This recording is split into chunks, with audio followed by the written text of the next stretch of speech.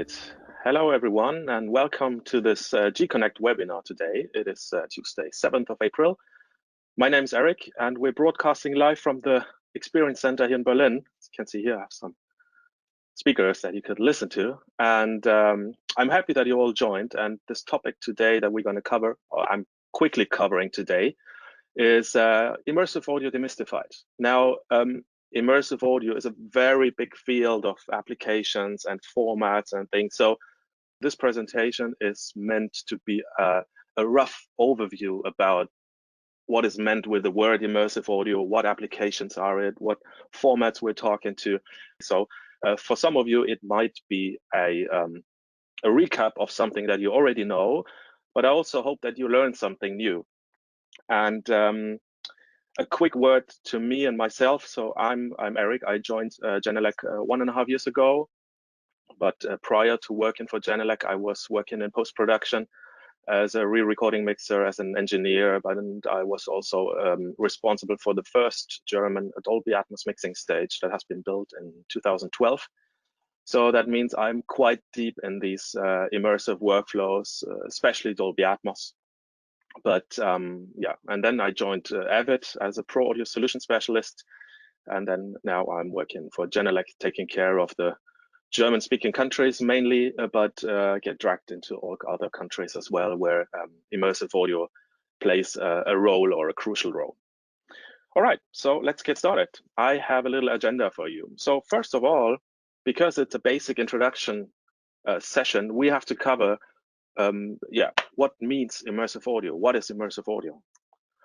We will then have a very quick overlook over immersive audio formats and the different applications, especially in the real world applications, knowing that there are many, many immersive audio formats, but I cannot cover all of them. So I will cover the most prominent and the most popular ones. We're going to have a look at the speaker layouts for immersive mix and edit rooms.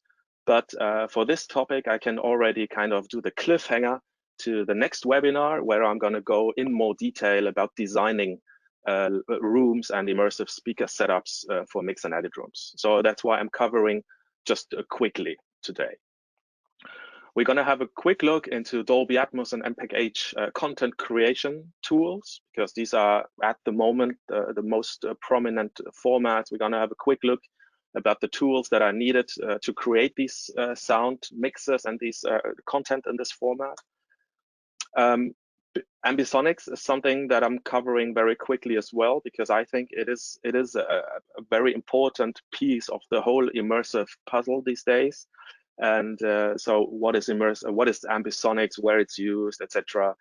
And of course, how can Genelec help with all these problems or situations that occur when people come to the point where they have to create something in immersive, or they want to build an immersive studio, etc., etc. So what is our answer to this, and how can we help? Let me go through and start right off with the first topic. What is immersive audio? So immersive audio is an acronym or a naming for 3D sound, what some people say, although 3D sounds exist all the time. But basically, when it comes to production and reproduction, we are introducing now a third dimension of sound, reproduction system. This is mainly done in studios or in cinemas with ceiling speakers, or having multiple layers of surround channels, etc. So this is something that we then can call immersive audio when we see these kind of speaker setups. When we talk about immersive audio, we have to talk about the two names, object-based audio and channel-based audio. This is crucial for everything that is tailored around immersive audio. I will cover this a little later in my presentation, but just so you already know that this is mandatory to know about immersive audio. Where do we find immersive audio? So where can we play it back? So it is, of course, meant to be done in cinemas with Dolby Atmos. They were always the first in doing like this, but now it kind of moves out of the cinema into home cinemas, where we can experience immersive audio formats, but also headphones. So I can actually even have these little earbuds here and hear immersive audio on them if it's encoded the way that it should be. We're not going to talk about too much about this, just quickly, but these are the ways of how we can actually experience immersive audio. And then one topic, I wanted to name it today already. We need something that's called the renderer. That is usually a unit that is required for production and the playback of immersive audio content. All right. What are the most common or most popular immersive audio formats available today out there? And I'm starting with the cinema, home cinema, and the OTT part of the world. OTT means over the top. So these are services like Netflix or Disney Plus or Amazon Prime or you name it. So all these kind of modern streaming formats. So obviously the most popular format that is out there is Dolby Atmos. So Dolby Atmos has been introduced in 2012, at that time when we have built the first stage. And until now, we have something like 5,600 cinemas around the world. So the adoption rate is pretty good so far, and more than 1,700 titles for cinema. There's a number of something like 600, 700, 800 titles for streaming services and Blu-ray titles. And so the adoption rate is pretty good with Dolby Atmos these days. It is a format that contains channel-based audio and object-based audio. We're not going too deep right now. We're going a little deeper in the next minute. Dolby Atmos is available, of course, in cinemas. So that's where it comes from. But since 2014-15, I think it's also available for home cinemas.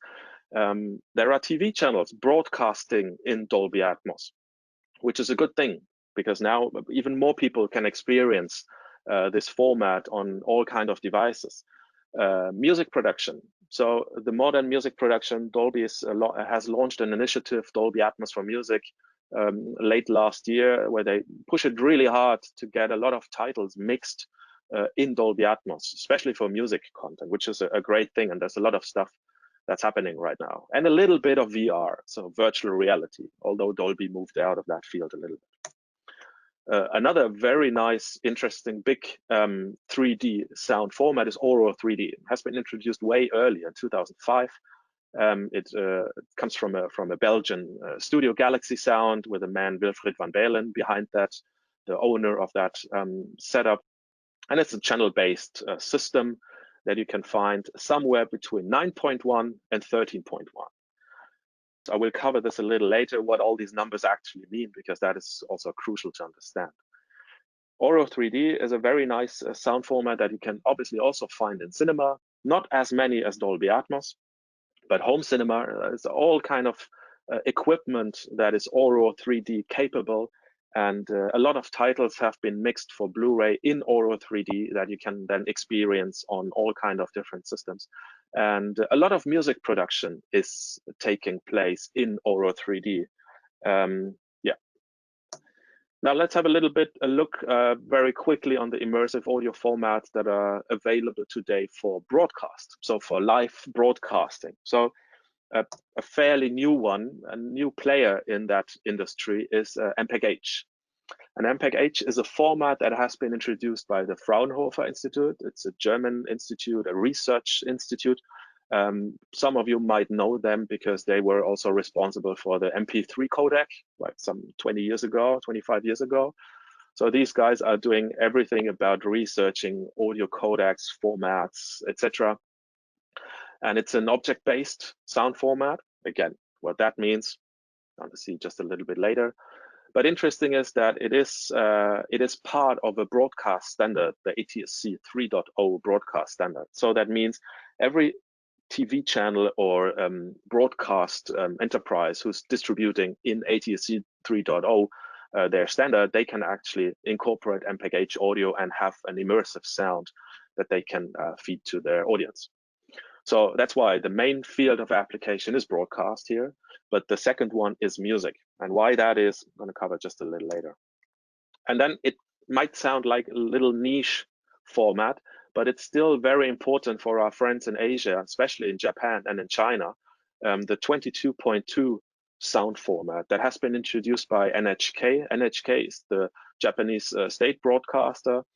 And the 22.2 sound system was part of a super high vision strategy that incorporates 8K picture plus immersive audio as a full immersive audio video distribution thing that they use for broadcast. And the Tokyo Olympics that got postponed now, as we all know, to next year, were meant to be produced completely in 22.2 sound format, which is interesting. And then it actually tailors down to all kind of different formats that people then can listen to. So it is a very popular format in Japan, but also in China. A lot of broadcasters in China are building studios and OB vans, so the trucks that go out to these sport events where they distribute audio and video. They all work in this 22.2 sound format. That's quite a number. Yeah. So these are the four, I would say, most common or most popular immersive audio formats that are available there. Let's have a little bit of closer look on Dolby Atmos, because it's so prominent and it's so popular and widely spread. I'd like to take Dolby Atmos as an example now to explain a couple of more detailed things around immersive audio. So first of all, what you can see here on the left-hand side, this is like a picture of a cinema. And there are some red dots, some blue dots, some green dots. So this is a cinema that has been equipped with a Dolby Atmos sound system. So Dolby Atmos is, I would call it a hybrid sound format, because it can handle a channel-based system and an object-based system. I'm not going to go into more detail of this. Let's take this offline. Dolby Atmos can have up to 64 speakers. So it's a very flexible configuration. And I'm talking about the theatrical way of Dolby Atmos. Excuse me. So no matter how big the rooms are, the system is scalable. So in a small room with 80 square meters, you might have something like 35, 36, 40 speakers. In a big 400-seat multiplex cinema, you might have up to 64 speakers. And the interesting thing here is that every speaker can be addressed individually. Now, why is that so important, or what's the difference to what it was before? So before, in the traditional 5.1 surround setup, we had 3 screen speakers, so left, center, and right. And then we had the left surround channel and we had the right surround channel. And back in the days, or like prior to immersive audio formats, or prior to Dolby Atmos, as you can see here on that screen, all the orange surrounded speakers were playing back my left surround channel. That means that all of these speakers are playing back the same sound. So you don't have a big precision in surround, because the whole left surround or right surround side is playing the same kind of content, exactly like the right surround. Now with Dolby Atmos, what's interesting here, they made it available that we can actually address every speaker individually. So we can place a sound source, no matter what it is, if it's a sound effect or a piece of music or dialogue, and place it on every individual speaker around the audience, around the listener. So that helps us to give way more precision in the sound reproduction of the surrounds and the environment. So, and an interesting thing, especially for theatrical applications, is that every speaker now runs the full frequency range and is calibrated the same way than your front speakers are calibrated. So that means if I, let's say, take a dialogue or voice is always critical content, and I pan it from my front speakers into the surrounds, I don't lose energy nor level nor frequency response. It actually sounds exactly the same way that it would sound in my front channels. And this is something that gives a lot of opportunities and a lot of creative freedom to the content creators now using this format. Dolby Atmos is also available for home cinema environments, or for music, or for gaming, etc. So, but in home cinema, very critical to mention is that if you create something in Dolby Atmos, there's no difference where it actually ends up from your content creation point of view. So if you create a mix in Dolby Atmos that is designed for a theatrical release, maybe it goes to a film festival, it's exactly the same workflow than if you would create something for Netflix streaming or for a Blu-ray disc or something. So the creative tools are exactly the same. It's just the way where it ends up and where it gets screened. So that's really important to mention. In a home cinema environment, Dolby Atmos can address up to 22 speakers, which I would say is absolutely enough. I mean, imagine to hang your whole living room with up to 22 speakers. I mean, I know someone who would like it, but I know also some family members who would not like it, but that's a different topic.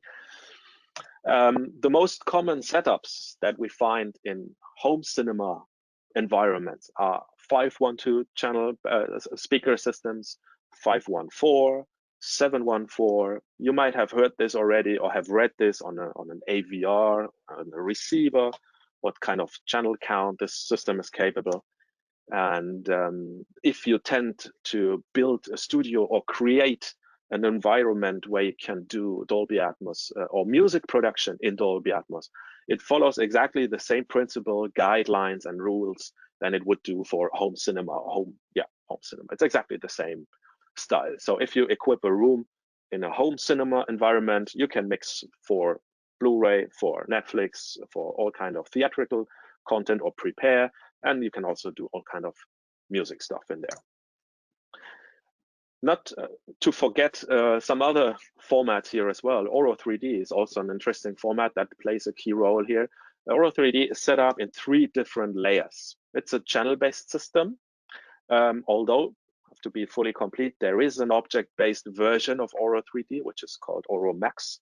But to be honest with you, I don't know much about this. So that's why I will not cover it into more detail, and I'm not aware of a studio that is capable of playing it right now.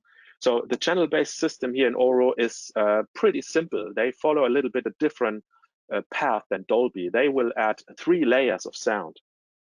So the lower layer is usually equipped with a 5.1 or 7.1 setup, so something that we already know. And the height layer is usually done in 4.0 or 5.0, so 4 or 5 channels that are added.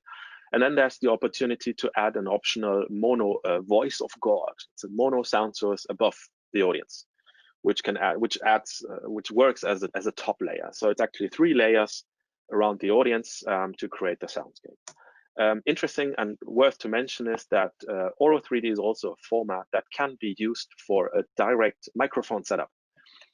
Because it's a pure channel-based system, you can actually build a microphone that has 5 microphones on the bottom layer, 4 microphones on the top layer, and use that for immersive recordings.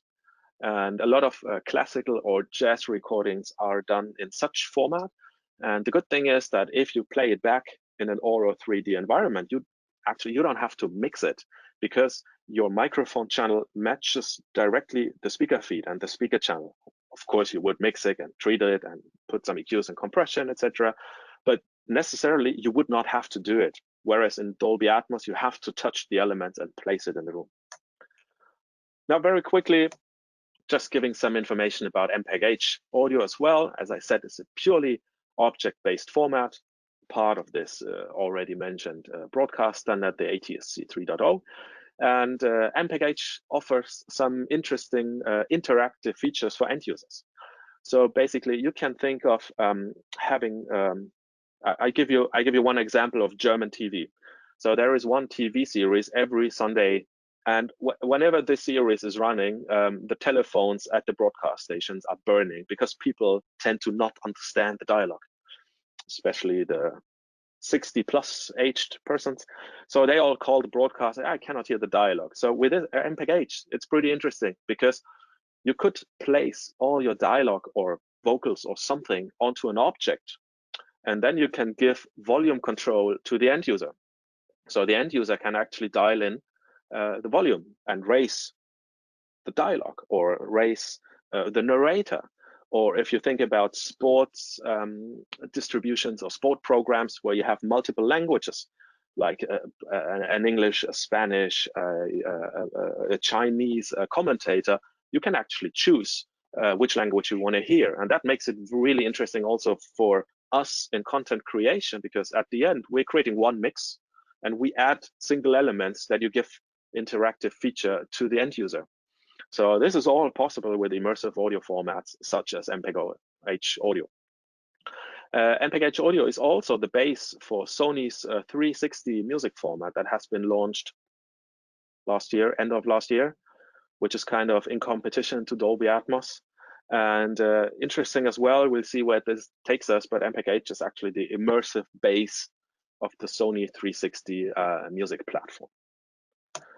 All right, now, all those numbers. I gave you so many numbers. And for those of you who know about immersive sound, this might be a little bit boring, but for those who have no clue, I want to be fully complete and tell this. So in a Dolby Atmos environment, I was given example 714. What does that mean? So 7 is the speakers at ear height. So that's the 7 speakers around you. The 1 is always the subwoofer, the LFE channel in the mix. And in this particular example, .4 means I have 4 ceiling speakers, like in my room here as well. So this is actually how you would name it. And then you can actually take it anywhere, 916 or 512. And so you know now how to handle these numbers. In Oro 3D, for instance, it sounds a little bit different and it's spelled a little different. So here, for example, I took the format 13.1. So within this 13, we have encoded 7 speakers on the lower layer, 5 speakers on the height layer, and 1 voice of God. And we do a quick math. This is 13, and the .1 is even here is also the subwoofer. So just to know what we talk about when we talk about these formats. Channel-based audio versus object-based audio. Now, I take Dolby Atmos as an example here again, because Dolby Atmos is using both. So first of all, what means channel-based audio? You all probably have heard of a stereo pan, something where you can pan something into the left channel or you can pan something into the right channel. Let's look on the left side. I have a little sound here, and I just use it as a car sound. And if I send this car sound into my panner, either on a console, a physical mixing board, or in my software, in my DAW, I can now pan the sound from the left channel into the center channel, into the right channel. Now I want to move it around the audience. So the right surround will play back this sound, and then I can move it over to the left surround and then go back to my left speaker. So I can move sounds around, but I cannot have the precision that I'm actually needing. So that's why the object-based workflow is really, really handy here. So we take the same car sound now as an example, but what we're doing now is we're going to add positioning information in a manner of metadata. So all modern DAWs can handle this and can create this positioning pan information, which is just pan information, so placement. And we're sending this audio element, including the metadata, and we send this to something that we call the renderer. The renderer is a box that knows how many speakers are installed in your room, where are they, how are they calibrated, and then the renderer takes care of your car sound and can move it freely around on each and every individual speaker around you. So this helps us to create way more precision in the surroundscapes and in the soundscape around the listener. So this is a very simple explanation what we can do with objects. And during the mix process, we can choose if we take a sound element and send it into a channel-based system, or if we want to use it as an object. So, but this is down to the mixing procedure. I'm not going to go into more detail here. So objects are used either for the movement of elements in the 3D soundscape, but as I already said with MPEG-H, they're also used for alternative content. And then you just place the object still in your center position, and then you give the freedom to the end user to pick and choose which content he wants to hear. Right. So again, very quickly, we can talk about hours and hours about this.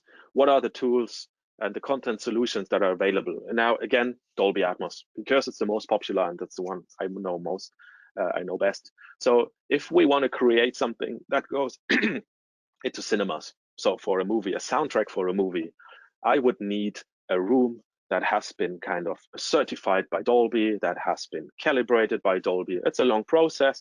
It requires a lot of money to build it. So the theatrical mastering is only kind of allowed to these certified cinema studios. But if you want to create content that goes onto a Blu-ray, that goes onto a streaming service, or that goes out on a music service, you can actually use something that's called the mastering suite. It is basically just a renderer as hardware, where you need audio lines going in and out from your DAW, so from your Pro Tools or Nuendo or Logic into that system. And from there, it will hit the speakers.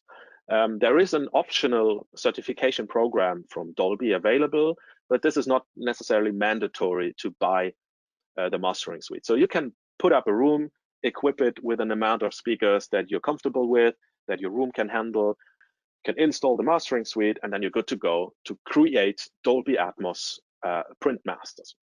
Right. If you're not using a hardware box, you can use a software-only version of that renderer. It's called the production suite.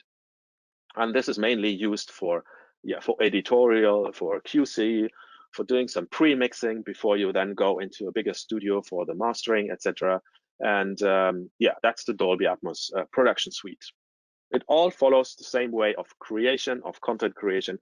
For us in creation, in the creation part, it doesn't make any difference what kind of hardware or software renderer from Dolby is at the end. The tool set is all the same. Talking about the tools, here you can see just a screenshot of my Dolby Atmos production suite that I'm running on my system. This is called, or I call it the renderer, we call it the renderer. And then on the right-hand side, you can see some screenshots of some DAWs, for instance, Pro Tools Ultimate, Nuendo, but also there is a Dolby Atmos panning plugin that can be used as a VST or audio unit or AEX. So that means it can be installed in any DAW, such as Cubase, Logic, Ableton Live, Reaper, you name it. And but Pro Tools and Nuendo, they have Dolby Atmos capabilities built in right into the software. So there's no need for additional plugins, etc. So these softwares can communicate directly with the Dolby Atmos engine, and then you can start creating mixes right out of your DAW. For MPEG-H, it works a little bit the similar way.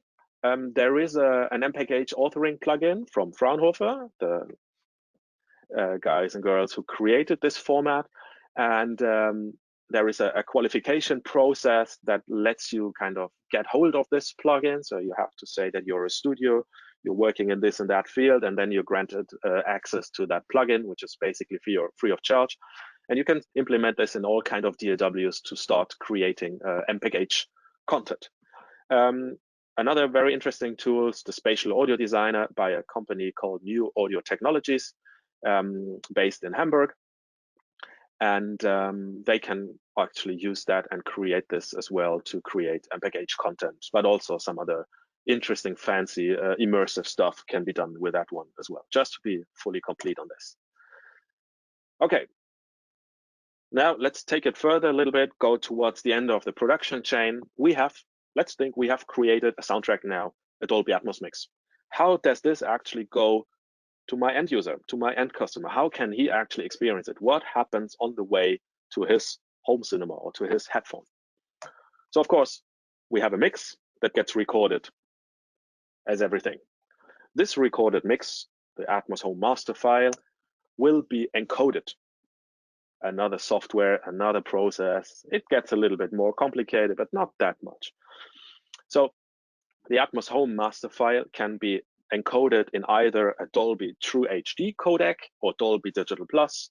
Maybe some of you have heard of those two codecs already. You usually see this on the back of a Blu-ray, or when you open your reference guide of a set-top box or of a receiver, an AVR, you see most likely these two codecs. And these two codecs are used differently. So the Dolby True HD codec, because it's a lossless encoder, so because we have enough space on a Blu-ray to host an Atmos mix, including picture, I know the picture guys want to be there as well, we use the Dolby True HD codec in that way. For streaming services or all kind of online applications, the Dolby Digital Plus codec is used.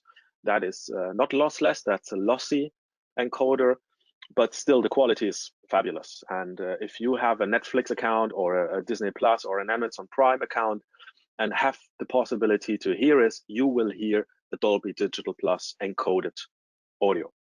Now, how does it hit the home cinema? So let's say I have a Dolby Digital Plus stream that will go into my home cinema from a Netflix box or an Amazon or whatever. I mean, I don't want to make any commercials on any format, so they're all good and all great content. So we have a Dolby Digital Plus data stream that gets run into my AVR. Now, let's say my AVR is not capable of handling Atmos. The good thing is the data stream is backward compatible. That means the AVR will take out a 5.1 mix or will create a 5.1 down mix out of the Atmos mix and play it back in your home cinema. So if you have a home cinema that is capable of handling Atmos, the Dolby Digital Plus will play back its Dolby Atmos mix that it's encoded in there. So what does it mean for us in content creation?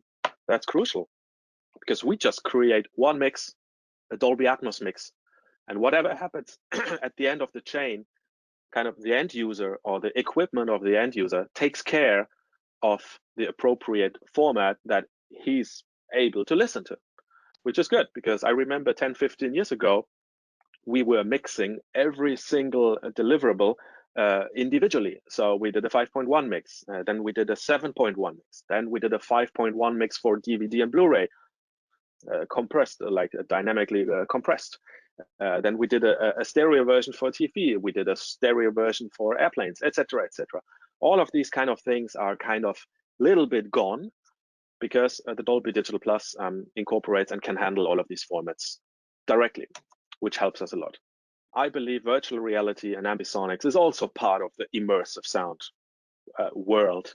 And that's why I want to cover it very, very quickly. You might have get in touch with that already, or you have no idea what it is. No problem. We'll try to solve it a little bit. So when we talk about virtual reality, we have to talk about ambisonics. Now, ambisonics is a format that dates back to the 60s when it was created. But in the 60s, they had no real need and application for it. But now, with this whole VR world, actually ambisonics popped up again, and everybody thought that's a great format that we would need for this VR world.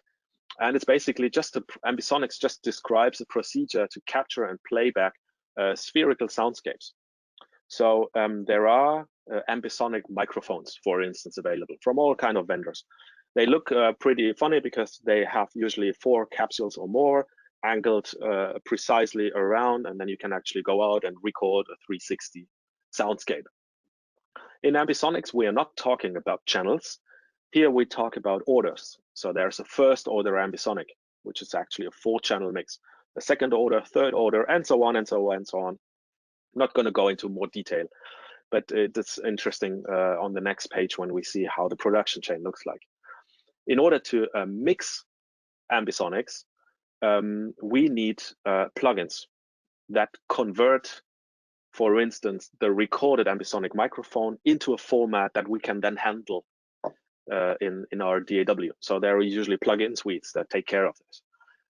And at the end of the production chain for a VR mix or an ambisonics mix, you have to render it to something that is called binaural. I don't know if you heard that term already. Binaural means that it's like a 3D encoded sound for stereo headphone reproduction. So that means even me with my earpods here, I could actually listen to a binaural mix, and it would give me the impression as if sound would be above me or behind me or outside me. The front is always difficult. So it is basically the perfect sound system, 360 sound system for personalized VR content. So when you have these funny Oculus Rift glasses or something, and you can watch around in your virtual movie, you usually have headphones there as well that can play back the soundscape for it. The creation of a VR mix is quite different to what we know in music production or in post-production for movie in general. Because one of the most important things, obviously, is a synchronized 360 video. We need to see what's going on. We cannot create soundscapes that we don't see. It would not match, because you'll see why. So basically, we have to have a 360 picture playback. Usually it's done with a plugin where you can actually see the picture that it's folded up like a world map, and then you actually see the whole picture in a plugin window. Already mentioned, we need some format converters. We need some elements that transcode us all kind of sources, mono sources, stereo sources, multi-channel, atmosphere, field recordings into an ambisonics world so that we can actually match the delivery format. And what we also need is a panning tool, a panning plugin that places all these elements in our 360 soundscape. Quite interesting. And then, of course, in order to listen to it and to know what we're doing there, we need some monitoring. So there are some plugins that are available that generate binaural audio. And here it's crucial to say that it's a head-tracked binaural audio, or it should be a head-tracked. What does that mean? Now, if you look at me and I'm looking on my left or on my right, the whole soundscape would actually move around me. And it would move personalized to my head movement around me. So when I look straight up to you, I might have a scene that is taking place there that I can do, but in my back, because it's 360, there might be something else happening as well. So we need something that actually takes our head movement and moves the sound around us as well. So we can actually listen to everything around us and also be able to create the sound around us. And at the end of the day, we need to render all of these things into a format that people then can consume. There is something like Facebook 360, YouTube is using ambisonics for some VR content, and many more. I don't want to name them, and this is just a picture of a Oculus Rift that could come in quite handy to actually check your final mix. Right, so very quickly, there are a lot of plugin suites available. Just naming Facebook, Audio Ease, the Harpex one. Facebook actually comes with Pro Tools Ultimate if you install this. The audio suite is great. They have some VR reverb plugins available as well. So it's a lot of things that are available there. So if you're more interested in this, please shoot me a mail anytime. So now, how can we help with all of these immersive things? First of all, of course, we do speakers.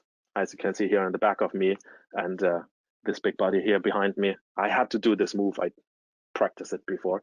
So we have a big range of monitors, from small to huge, to large, to big, two-way, three-way, all kind of different monitors that actually are perfect for immersive applications. Because we have such a big range of monitors, we can actually pick and choose exactly the right size and also the right budget speaker to accommodate and to fit all kind of immersive applications. So no matter what you want to do, this is something where we have something. And then also on your right, in your control panel, in the handout section, there is something that is called the Immersive Solutions Guide. This is a very interesting, well-written document by many colleagues in Genelec to give you an introduction about immersive audio. How are speakers chosen and set up for, let's say, Dolby Atmos, or for an MPEG-H, or even for an Auro 3D, or all kind of research formats, etc. So that's a very nice reference guide to get you up started with whatever is about immersive audio and Genelec. And then also I wanted to mention it, I was not going into too much detail, is our Genelec Oral ID service. We launched this one last year in summer, and this is actually a service that allows you to obtain and to kind of program or get a personalized HRTF file. HRTF is basically an acronym for a head-related transfer function, and this is something very important if you consider that everybody is perceiving surround sound around ourselves differently. I might have a smaller face or smaller ear, somebody else has a bigger neck or something. So everybody's listening differently to immersive sound in reality, outside, on the street, everywhere. So the HRTF, a personalized HRTF, is actually a process of capturing or kind of modeling your head and your torso to create a file that allows you to put into a playback device, so you can actually listen on headphones as you would listen in real life. I hope you understand what I mean. It is quite complicated. It's a very long thing, but because it belongs to immersive audio, I wanted to name it here as well as part of that thing. How can we help as well? You can come visit me in my experience center here in Berlin. We have all kind of nice speakers on a shelf, as you can see in this picture, and a fantastically designed immersive experience room designed by our friends of Cost Design, acoustic engineers and designers. And that's also the place where I'm sitting right now. I have a Dolby Atmos home setup installed, and you know now, if I tell you we have a 714 setup installed here, you know exactly what that means. And of course, we have some stereo speakers here as well. So please, if you're in Berlin, if you plan to come to Berlin, send us an email to the email that you see here on the screen, and we're happy to accommodate and then find a day for a demo and a listening session. It's really a fun place to be. All right, thanks everyone. Time to say goodbye. Please follow Genelec on our website, on social media and everything, and thumbs up, and thank you for your time. See you next time. Bye-bye.